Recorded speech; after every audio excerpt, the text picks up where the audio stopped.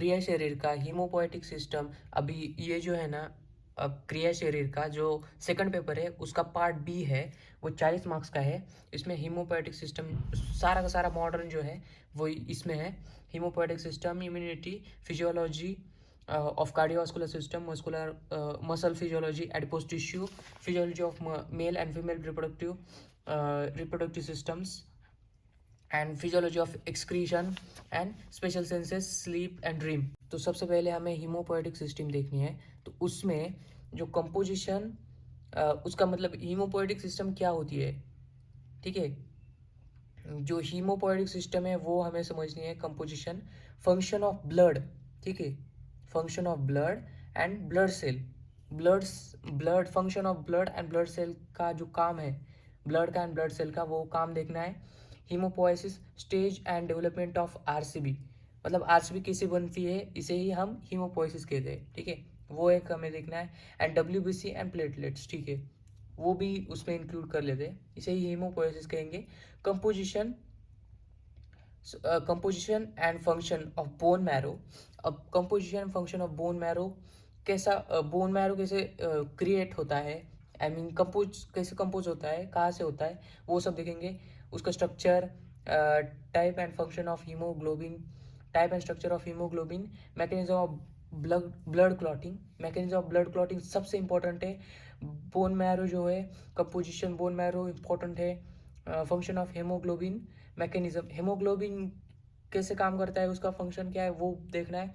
Then anticoagulant कितने होते हैं, कितने टाइप के होते हैं, वो देखना है। Physiological basis of blood group, physiological basis of blood group, blood groups देखने हैं। प्लाज्मा प्रोटीन कैसे क्या होते हैं वो देखना है। Introduction to the anaemia and jaundice, ठीक है, इतना हमें इस पार्ट में हीमोपोएटिक सिस्टम में देखना है। तो मैं बहुत ही पॉइंट टू पॉइंट आप लोगों को बताऊंगा। देखो, composition, function of blood and blood cell अब हम देखेंगे। तो फंक्शन ऑफ ब्लड में हम लिख सकते हैं gases exchange, supply of nutrient, immunological function. तो उसमें it helps in a gases exchange between the internal and external atmosphere. It transport oxygen from the lungs to different tissue of the body and carbon dioxide from this tissue to the lung which get removed outside, ठीक है, ये एक point लिख सकते हैं। Supply of nutrient, blood का काम क्या होता है, gases exchange, supply of nutrient, अगर वो ट्रैवल करना है तो न्यूट्रिएंट भी ट्रैवल करेगा। तो all nutrients like glucose, amino acid, lipids, ठीक है, glucose, amino acid, lipids which are received by the digestion process of ingested food, मतलब जो खाना खाया हुआ है उसका जो न्यूट्रिएंट है उसकी बात हो रही है, जो ऑब्जर्व हुआ है, are observe from the gastrointestinal tract and transport to the different part of the body for growth and nourishment of the tissue. अब इम्यूनोलॉजिकल फंक्शन देखेंगे। Blood has important role in providing protection to the body against, important role है blood का भी, किसमें, protection में, हमारे body के protection में। क्यों? क्योंकि फॉरेन बॉडी जो होते हैं, अगेंस्ट फॉरेन बॉडी, ठीक है, तो उसका जो है, एक मिनट,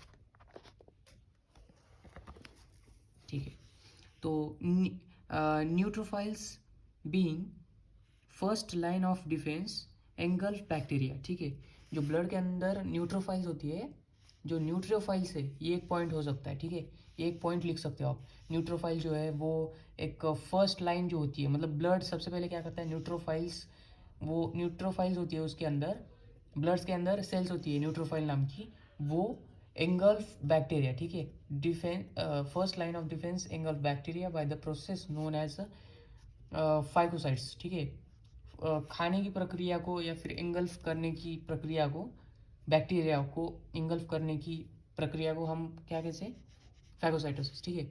अब इतना डिटेल में नहीं पढ़ाऊंगा, बस ऊपर ऊपर से हम देखेंगे फर्दर। लिम्फोसाइट, बाद में लिम्फोसाइट आते हैं, then which are responsible for the formation of antibodies, ठीक है, एंटीबॉडीज बनाते हैं, plays major role in the development of one's immunity, ठीक है। पहले न्यूट्रोफाइल्स आते हैं, एंगल्फ करते हैं बैक्टीरिया को, फर्दर लिम्फोसाइट्स एंटीबॉडीज बनाते हैं, ठीक है, लिम्फोसाइट्स क्या करते हैं, एंटीबॉडीज बनाते हैं। रिमूवल ऑफ वेस्ट, अब ब्लड के थ्रू हमारा ब्लड के थ्रू वेस्ट भी बाहर जाता है. Waste material like carbon dioxide, urea, lactic acid which are form during the various metabolic reaction that transport to the excretory organ, kidney, skin and get eliminate from the body. कोagulation function. अब कोagulation function भी होता है blood के through, क्योंकि blood जो होता है वो ट्रैवल करता है ना, तो इट रिस्पॉन्स अगर कहाँ इंजरी हुई है तो कोagulation भी वहाँ होगा. Response given broken blood vessels, अगर किधर कट हुआ है वेसल्स या फिर हमें इंजरी हुई है, where blood loss its liquidity, losses its liquidity. ठीक है, वो जो उसकी लिक्विडिटी होती है ब्लड की वो लॉस होती है, मतलब गाढ़ा हो जाता है blood, and convert into the semi solid gel to stop bleeding. ठीक है, वो भी एक कोagulation फंक्शन भी काम है एक. और messenger function, it includes the transport of hormones. Messengers function, ठीक है, ट्रांसपोर्ट ऑफ फंक्शन भी करता है. सिग्नल्स ऑफ टिश्यू डैमेज, कहाँ टिश्यू डैमेज हुआ है वो भी वो बताता है. Internal secretion produce from the ductless gland and term as hormones which acts on their target organs with the help of blood media. ठीक है, maintenance of core body temperature भी मेंटेन करता है. अब इस पॉइंट में फंक्शन ऑफ ब्लड, इस पॉइंट में अगर इतने भी अगर लिखते हो तो भी ठीक है. ठीक है, अब ब्लड के अंदर ब्लड सेल्स भी होते हैं ना, तो उसके बारे में भी हमें लिखना पड़ेगा. तो आरबीसी एक लिखना है, डब्ल्यूबीसी जिसे इरिथ्रोसाइट्स एंड लिम्फोसाइट्स कह सकते हैं हम, डब्ल्यूबीसी. तो उसका डिफरेंस लिखना है तो लिख सकते हैं, बट इसकी कोई ज़रूरत नहीं है. अगर लिखना है तो, अगर इलेबरेट करना है तो इलेबरेट कर सकते हैं, बट डब्ल्यूबीसी का जो क्लासिफिकेशन होता है ना वो लिखना बहुत ज़रूरी है, क्योंकि वो डायरेक्ट बोल रहा है यहाँ पे कि उसका ब्लड सेल्स जो है उसका फंक्शन लिखना है. यानी कि हमें पूरे के पूरे डब्ल्यूबीसी मतलब ब्लड के अंदर के जो बहुत जितने भी सेल्स है उसका भी हमें फंक्शन लिखना है, यानी कि उसको पढ़ना है. तो granulocytes, neutrophils, eosinophils, basophils, granulocyte, lymphocytes, T cells और मोनोसाइट्स. ठीक है, तो सबसे पहले हमें लिम्फोसाइट्स का तो पता है कि वो एंटीबॉडीज बनाती है, बट ग्रेनुलोसाइट्स क्या होता है पता है. और ग्रेनुलोसाइट जो होते हैं मतलब उसके ऊपर ऐसे ग्रेन्स आते हैं, छोटे छोटे जो स्पॉट होते हैं, तो उसे हम ग्रेनुलोसाइट कह दें. एंड अग्रेनुलोसाइट्स जिसके ऊपर ग्रेन्स नहीं होते हैं, या फिर वो उसमें रफ एंडोप्लाज्मिक रेटिकुलम नहीं होता, स्मूथ एंडोप्लाज्मिक रेटिकुलम होता है, ऐसा कुछ कह सकते हैं. बस ये दोनों ग्रेनुलोसाइट और ग्रेनुलोसाइट लिखना है. ठीक है, granulocytes they have granules in their cytoplasm. ठीक है, ग्रेन्यूल्स है साइटोप्लाज्म में, and there and are of 3 types. ठीक है, ग्रेनुलोसाइट 3 टाइप के हैं. न्यूट्रोफाइल्स जो कि हमने ऊपर देख लिया है यहाँ पे. न्यूट्रोफाइल्स क्या काम करता है, एंगल्फ द बैक्टीरिया. ठीक है, सबसे पहले न्यूट्रोफाइल्स ही काम करता है.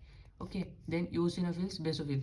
तो न्यूट्रोफाइल जो है तो most abundant type of leucocytes. तो okay, it protect the body against infection, क्योंकि वो खाता है बैक्टीरिया को. Kills and ingesting the bacteria and fungi by the process known as phagocytosis. ठीक है, फैगोसाइटिस करके उस बैक्टीरिया को, फंगी को खा जाता है, मार देता है. यूसिनोफिल क्या करता है, किल द पैरासाइट्स. ओके, बाहर के जो आए हैं पैरासाइट्स, ठीक है, destroy the cancer sales. Eosinophils इतने इंपॉर्टेंट है, कैंसर सेल को भी डिस्ट्रॉय करते हैं. पैरासाइट्स अगर बाहर से कोई जीव अंदर आया है छोटा तो उसे भी मार देता है. And it involve in allergic response. अचानक से कुछ हमें अंदर घुस गया है तो एलर्जिक रिस्पॉन्स भी दिखाता है यूसिनोफिल्स. ठीक है, न्यूट्रोफाइल्स क्या करता है, अगर आया है कुछ तो किल करता है, एंगल्फ करके खा जाता है. यूसिनोफिल वो दिखाता भी है कुछ एलर्जिक रिस्पॉन्स भी. ठीक है, और पैरासाइट को भी किल करता है, destroy the cancer cells, important है. बेसोफिल्स क्या करता है, basophil it also participate in allergic response. ठीक है, ये भी एलर्जिक रिस्पॉन्स में बेसोफिल भी रिस्पॉन्स करता है. ठीक है, granulocytes, this type of cells do not have granule in their cytoplasm and are of 2 types. Granulocyte क्या करता है, मतलब अब ये हमने 3 टाइप देखे, न्यूट्रोफिल्स, यूसिनोफिल, बेसोफिल, ग्रेनुलोसाइट से. अब ग्रेनुलोसाइट्स कितने types of cells do not have granules in their cytoplasms are that 2 types. ठीक है, कौन से 2 टाइप है ग्रेनुलोसाइट्स के, लिम्फोसाइट्स, मोनोसाइट्स. ठीक है, लिम्फोसाइट्स में क्या है, ये अग्रेनुलोसाइट से, याद रखना अग्रेनुलोसाइट से। इसका आप चार्ट भी बना सकते हो, उसमें ज़्यादा अच्छा रहेगा। पेज भरने का काम करना है बस। अब lymphocytes consist of 3 main type of cells. T cells. अब लिम्फोसाइट्स जो होते हैं उसमें भी 3 टाइप के सेल्स होते हैं। T lymphocytes are natural killer cells, ठीक है, नेचुरल किलर सेल्स है। Both of this cells help in a protection against viral infection and can defect and destroy सब कैंसर सेल्स, ठीक है। ये भी cancer cells, lymphocytes cancer cells, ये T cells जो है वो काम करते हैं। जो इन्फेक्शन होता है, वायरल इन्फेक्शन जो होता है उसे डिस्ट्रॉय करने का काम, कैंसर सेल को डिस्ट्रॉय करने का काम टी सेल्स करते हैं, ठीक है। ये भी बहुत इंपॉर्टेंट है। इतना भी लिखते हैं नेचुरल किलर सेल्स, ओके। और help in protection against viral infection and destroy the cancer cell, इतना लिखना है बस। अब कैंसर सेल और किस में था? कैंसर सेल और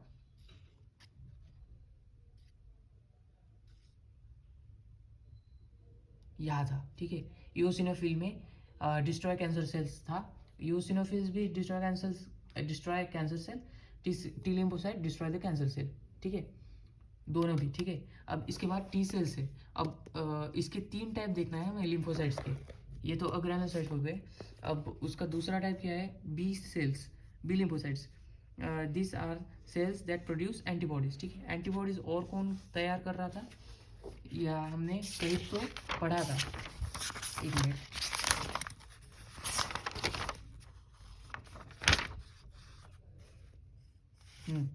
ठीक है, लिम्फोसाइट्स हमने जनरली बोला था कि कौन कर, लिम्फोसाइट्स करते हैं एंटीबॉडीज एंटीबॉडीज प्रोड्यूस करना, ठीक है। बट उसमें भी स्पेसिफिक अगर देखते हैं तो बी लिम्फोसाइट्स एंटीबॉडीज करते हैं, ठीक है। देन अब ये तीसरा जो 3 टाइप याद दिया नहीं है तो छोड़ देते इतना जल्दी, मतलब 2 टाइप भी लिखते थे। उसके बाद बी मोनोसाइट्स। अब मोनोसाइट्स भी एक अग्रेनोसाइड है।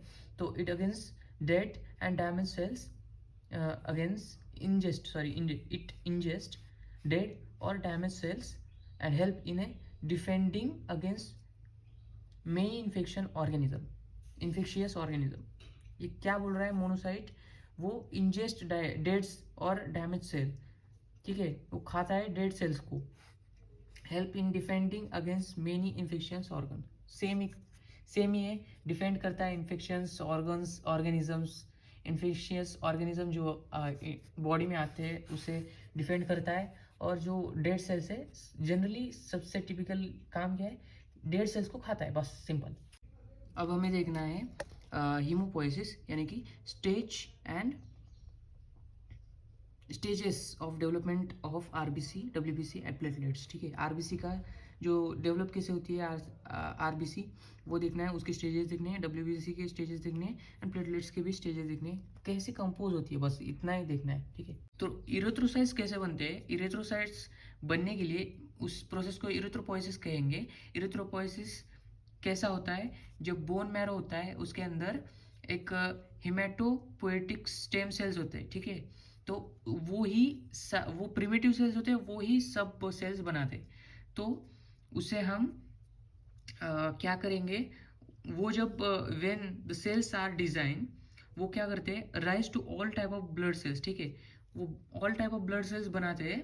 देन उसके बाद वो जो हो गया है सब कुछ, जो ब्लड सेल्स है, जो कि इरेथ्रोसाइट्स है, वो बनने से पहले पहली स्टेम सेल्स जो होते हैं वो इंपॉर्टेंट थिंग है, जिसे हम हिमेटोपोएटिक स्टेम सेल्स कहेंगे, ठीक है। अब ये प्लूरिपोटेंट हिमेटोपोएटिक स्टेम सेल्स क्या है? अगर जो बोन मैरो में सेल्स है, कौन से हिमेटोपोएटिक स्टेम सेल जो है वो, अगर मतलब उसका कोई अभी हुआ नहीं है कुछ आगे कि कौन से सेल्स बनेंगे, तब उसे अनकमिटेड बोलेंगे, ठीक है। Uncommitted pluripotent haematopoietic stem cells. अब अगर उसका नामकरण हो गया है, वो 100% अब कौन सी रेड ब्लड सेल्स बनने वाले हैं, वे the cells are design to form the particular type of blood cells, then उसे अनकमिटेड के बजाय हम कमिटेड PHSC बोल सकते हैं, ठीक है। इसका क्या है? Pluripotent haematopoietic stem cells, pluripotent haematopoietic stem cells, ठीक है, वो तो स्टेम सेल्स है ही, बस इतना लगाना का। तो यहाँ पे आप देख सकते हैं प्लूरिपोटेंट हीमोपोएटिक स्टेम सेल है, तो उसे अनकमिटेड कह सकते हैं, बट अब उसे नामकरण या फिर उसका अब कन्वर्जन हो रहा है, तो उसे कॉलोनी फॉर्मिंग ब्लास्टोसाइट्स, ओके, उसमें से यहाँ से कमिटेड हो गई है ये, ठीक है।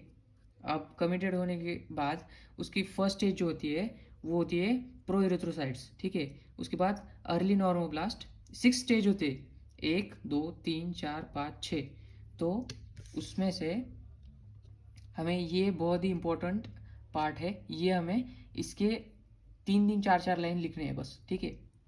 प्रोइरेथ्रोसाइट्स, अर्ली नॉर्मोब्लास्ट, अब इसका ही लेट नॉर्मोब्लास्ट होता है, sorry, early normoblast, late normoblast, उसके बीच में इंटरमीडिएट नॉर्मोब्लास्ट, ठीक है।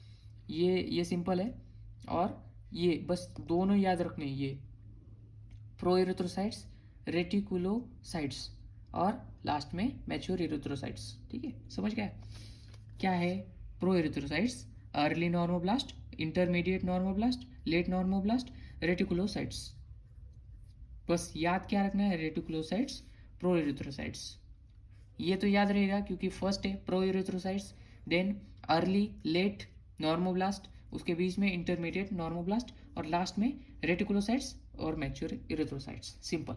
अब लास्ट में जो उसके डेवलपमेंट के जो स्टेजेस है, उसका एक पेज में आरबीसी का, डब्ल्यूबीसी का एक पेज में, प्लेटलेट्स का एक पेज में मैं ऐसे 2 2 3 3 4 एक एक स्टेज के लाइंस वगैरह करके मैं आप लोगों को प्रोवाइड कर दूंगा।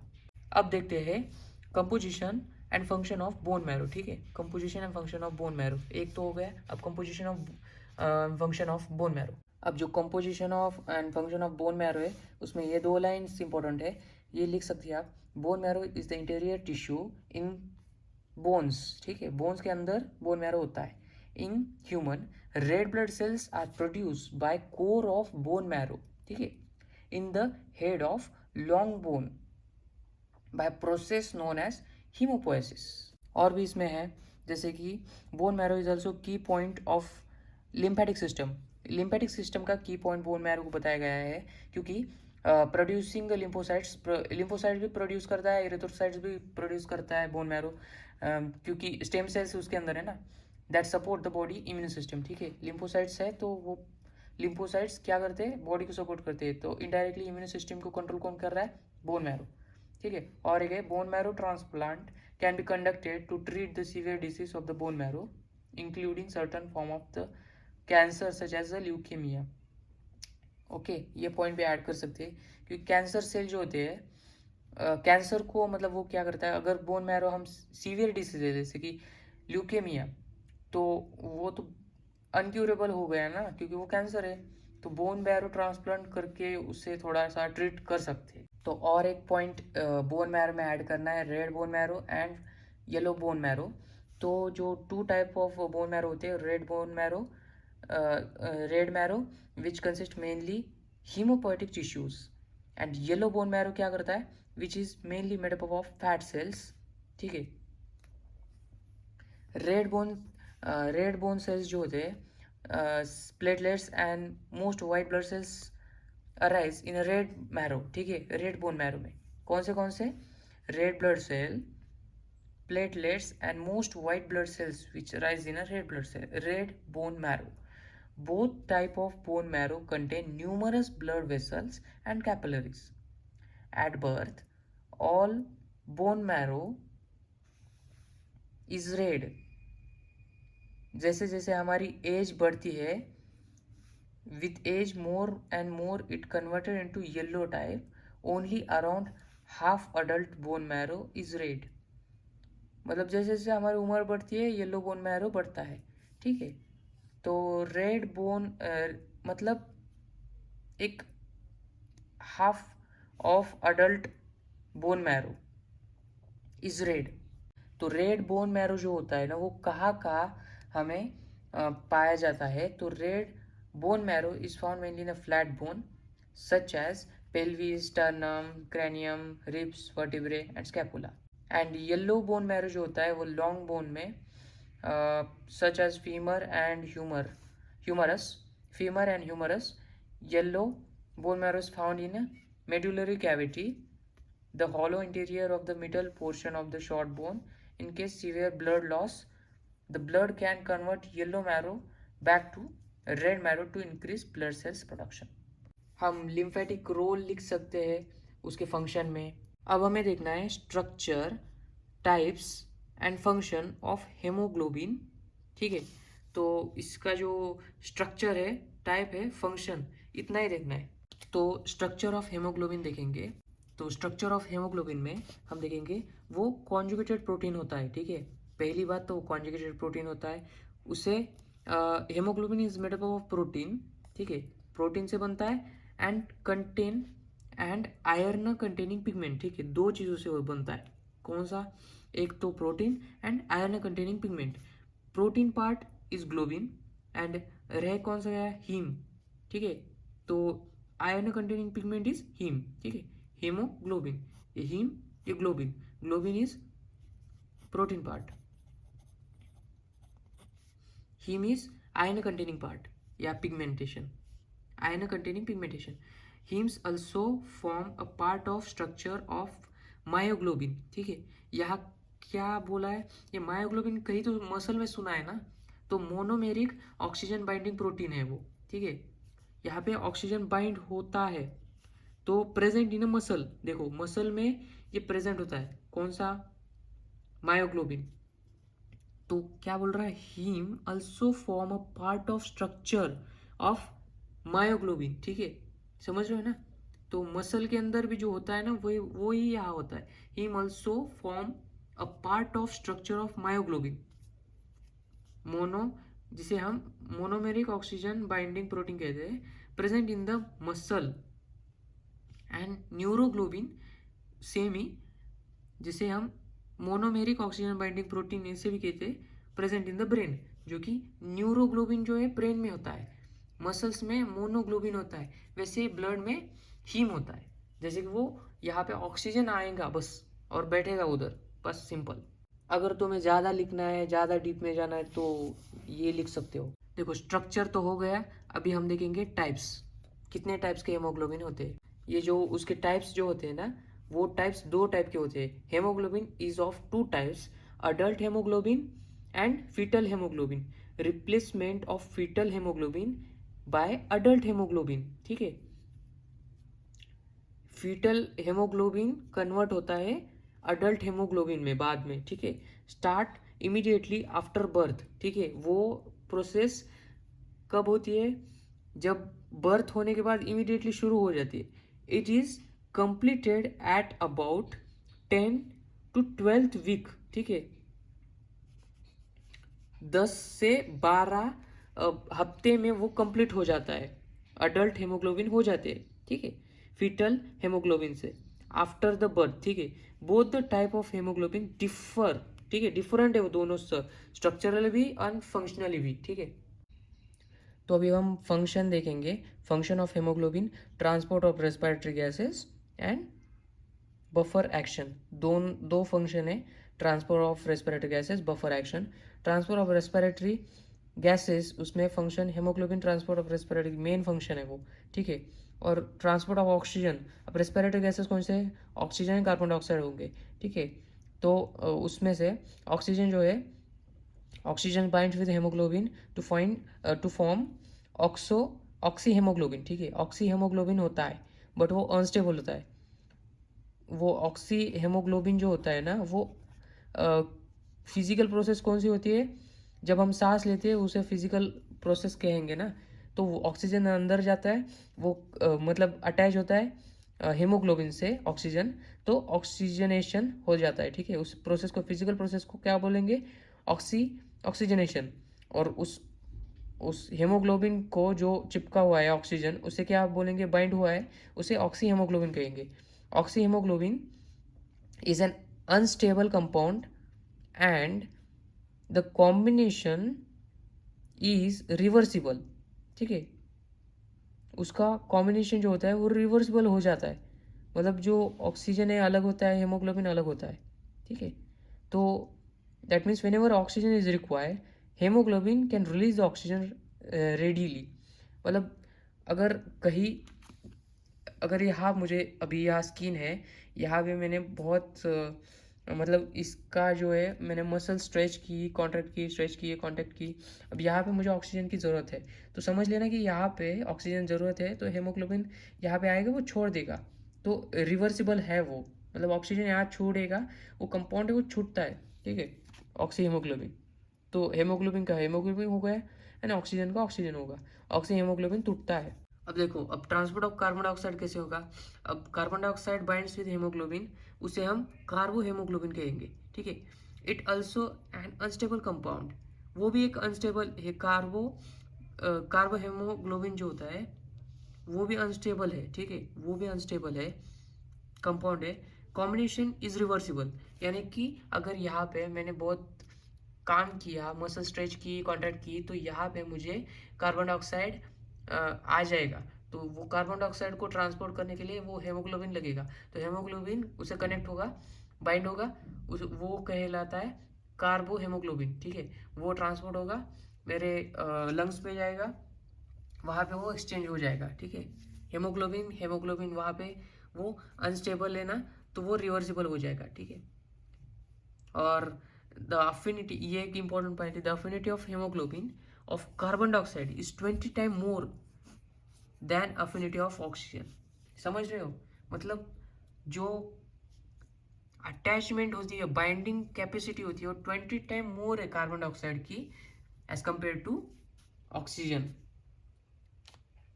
ऐसे समझ सकते हैं कि जो ऑक्सीजनेशन जो होता है, उसके बाद जो ऑक्सी हेमोग्लोबिन होता है, ऑक्सी हेमोग्लोबिन कम ही बनेंगे अगर कितनी भी सांस लो, तो भी ज़्यादा से ज़्यादा हम कार्बो हेमोग्लोबिन ही बनाते हैं। अब हेमोग्लोबिन को समझ के लेना है, मतलब एक बेसिकली एक छोटी सी गाड़ी है ब्लड के अंदर जो ट्रांसपोर्ट करती है ऑक्सीजन का, ठीक है। और उसका दूसरा फंक्शन क्या है, buffer action, acts as a buffer and plays important role in acid base balance. Acid base balance में बफर एक्शन भी हेमोग्लोबिन करता है। अब देखते हैं mechanism of blood clotting, anti coagulant, ठीक है, and physiological basis of blood group. पहले इतना ही करते, मैकेनिज्म ऑफ ब्लड क्लॉटिंग। अब ब्लड क्लॉटिंग से पहले हम एंटी क्लॉगलेंट, जो कॉगलेंट होते हैं ना, एंटी कॉगलेंट, वो देखते हैं, क्योंकि वो बहुत इंपॉर्टेंट है, एंटी कोगुलेंट जो होते हैं वो। अब जो एंटी कोगुलेंट जो होते हैं ना, वो ब्लड को थिन करते हैं, मतलब पतला पतला करते हैं ब्लड को। नहीं तो लिख के आओगे थिक करते हैं, पता चला एग्जाम में थिक लिख के आ गए। नहीं, ऐसा नहीं करना है। थिन यानी कि बहुत ही, मतलब ऐसे पानी की तरह करता है ब्लड को, ठीक है। Anticoagulants is commonly referred as blood thinner. These are the substances that prevent the reduced coagulation process by prolonging. coagulation process reduce करता है वो, reduce the coagulation process. coagulation यानी कि वो थिक करने का है, उसे reduce कर रहा है, ठीक है। And prolonging the clotting time, उसका जो क्लॉटिंग टाइम है वो बहुत देर तक वो क्लॉटिंग टाइम बढ़ाता है। इसे इसे मतलब थिन करता है ना, सिंपली थिन रखता है वो ब्लड को पानी की तरह। अब जो ब्लड लीटिंग एनिमल जो होते हैं ना, मतलब ब्लड को खींचने वाले बॉडी के अंदर से, जैसे कि लीच एंड मॉस्किटोज, वो उसके अंदर भी वो जो एंटीकोगुलेंट होते हैं ना, वो होते हैं, इससे वो स्मूथली वो एब्जॉर्ब कर देते हैं वो हमारा ब्लड, ठीक है। Which help them to keep in bitten area unclotted for longer time, so that the animal can stuck the blood easily. Anticoagulant जो होते हैं ना, वो थ्रोम्बोटिक डिसऑर्डर में यूज़ होते हैं, थेरेपी में यूज़ होते हैं, क्योंकि थ्रोम्बोटिक डिसऑर्डर जो क्लॉटिंग का है ना, डिसऑर्डर ब्लड क्लॉटिंग का, तो एंटीकोगुलेंट क्या करेंगे, वो पानी की तरह एकदम पतला करेंगे ब्लड को। अभी मेन पार्ट तो बचा है, लेकिन इससे पहले हम देख लेते हैं उसके टाइप्स कितने हैं, in vivo in vitro both, in vivo and in vitro, ठीक है। तो उसमें अगर हम देखते हैं तो इन विवो जो होता है वो बॉडी के अंदर, ये इन विवो एंटीकोगुलेंट जो होते हैं ना, वो बॉडी के अंदर होते हैं, use to avoid clotting of blood inside the body, ठीक है। और इन विट्रो क्या है, अब अगर ब्लड निकाल लिया है, अब ब्लड बैंक जो होते हैं ना, उसमें उसके अंदर इन विट्रो ब्लड, ऑब्वियसली बात है, इन विट्रो कोगुलेंट डाले होंगे। क्लॉटिंग, अब use to avoid clotting of blood outside the body. अब आउटसाइड द बॉडी, बाहर अगर हमारा ब्लड है, अगर निकाला है, तो वो कोagulation ना हो, इसलिए उसके अंदर भी डाले जाने चाहिए एंटीकोगुलेंट, ठीक है, तो कोएगुलेट नहीं होगा। और both in vivo in vitro भी हो सकते। Use avoid clotting of blood both inside and outside the body. अब हमने in vivo, in vitro and in vivo in vitro दोनों भी देखे, तीनों भी उसके टाइप्स देखे, ठीक है, एंटीकोगुलेंट के। अब हमें देखना है हिपेरिन। हिपेरिन जो होता है ना, वो मास्ट सेल से प्रोड्यूस होता है, ठीक है, और वो बॉडी के अंदर नेचुरली प्रोड्यूस होता है। Heparin is naturally produce anticoagulant in our body to produce the it is produced by the mast cell, ठीक है, मास्ट सेल से भी, मास्ट MASTCESS मास्ट सेल से वो हिपेरिन तैयार होता है, ठीक है। और उसके अलावा basophils also secrete the heparin. अब जो हिपेरिन जो होता है ना, वो anticoagulant, as a anticoagulant, but vivo and in vitro दोनों भी तरीके से हम उसे यूज कर सकते हैं हिपेरिन। कॉमेरियन डेरिवेटिव्स भी होते हैं, जैसे हिपेरिन है, ये सेकंड है, ठीक है। पहले हिपेरिन देखा है anticoagulant, then coumarin derivatives, then EDTA जो कि हमने केमिस्ट्री में सीखा था। EDTA जो होता है ethylene diamine tetra acetic acid, tetra acetic acid, ethylene diamine tetra acetic acidic acetic tetra acetic acid, EDTA। तो ये हमें केमिस्ट्री में सीखा था, रटवाया गया था हमें। ये जो कंपाउंड है वो is a strong anticoagulant. It is available in two form, disodium salt Na2EDTA and tripotassium salt K3EDTA, ठीक है। ये बहुत इंपॉर्टेंट है, बहुत बहुत, ये लिखना ही है एंटीकोगुलेंट में। अब ये भी जो EDTA है ना, वो इन विवो इन विट्रो चलता है, commonly administrate intravenously in case of lead poisoning, ठीक है, लेड पॉइजनिंग। अब ये ऑक्सलेट कंपाउंड्स है, वो भी, अब ये फोर्थ एंटीकोगुलेंट है। ऑक्सलेट कंपाउंड जो है वो प्रिवेंट कोagulation by forming the calcium oxalate, ठीक है। फॉर्मिंग द कैल्शियम ऑक्सलेट अगर फॉर्म करते which precipitate later, thus this compounds reduce the blood calcium level. अब ऑक्सलेट कंपाउंड के बाद अब हम देखेंगे सिट्रेट, देन सिट्रेट के बाद substances prevent the blood clotting, peptone, C type lectin and hirudin. ये सारे के जा रहे हैं ना, जो वो नॉन एंटीकोगुलेंट्स है। इतने भी लिखे ना, बहुत है। अभी हमने एंटीकोगुलेंट देखा, अब कोagulation मैकेनिज्म ऑफ ब्लड क्लॉटिंग देखते, मतलब कोagulation ऑफ ब्लड देख के, ठीक है। इसमें से थोड़ा ही पार्ट बचा था, जो कि mechanism of blood clotting, physical basis of blood group, मतलब physical basis of blood group, plasma protein, introduction of anaemia and jaundice. इतना पार्ट बचा है, बट अभी वीडियो काफ़ी बड़ा हो चुका है, इसलिए मेरे पास थोड़ा स्टोरेज का प्रॉब्लम है, तो समझ लेना यार, दूसरा वीडियो जल्दी आएगा।